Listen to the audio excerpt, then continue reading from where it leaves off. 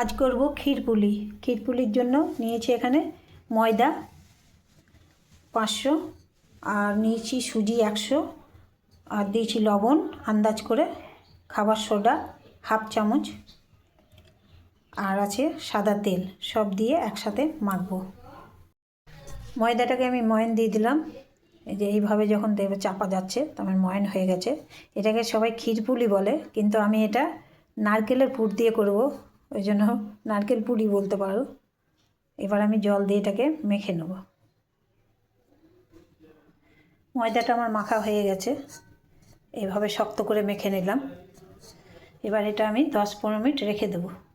ছোটো ছোটো লেচি করে নিলাম, একটু ময়দা নিয়ে নিলাম, ময়দা নিয়ে এইভাবে বেলে নিতে হবে। এবার এটা নারকেলের পুর তৈরি করে রেখেছি, গুড়, চিনি, গুঁড়ো দুধ, নারকেল কোড়া দিয়ে এটাকে পুর তৈরি করে রেখেছি।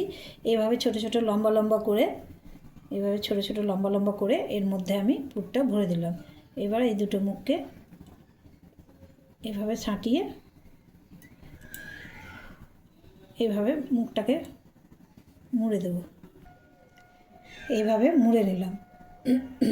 এইভাবে সবকটা করে নেব আমি। এবার আমি এটা কড়াইয়ের তেলে দিয়ে দিলাম সিম আঁচে। আঁচটা হিট করা যাবে না, একদম তেলটাকে হালকা গরম করে সিম আঁচে এটাকে ভেজে নিতে হবে মনজালে মনজালে। ফুল আঁচে দিলে এটা ভেতরটা কাঁচা কাঁচা থেকে যাবে। এভাবে আমি সবকটা করে নেব। তো তোমাদের কেমন লাগলো অবশ্যই জানাবে।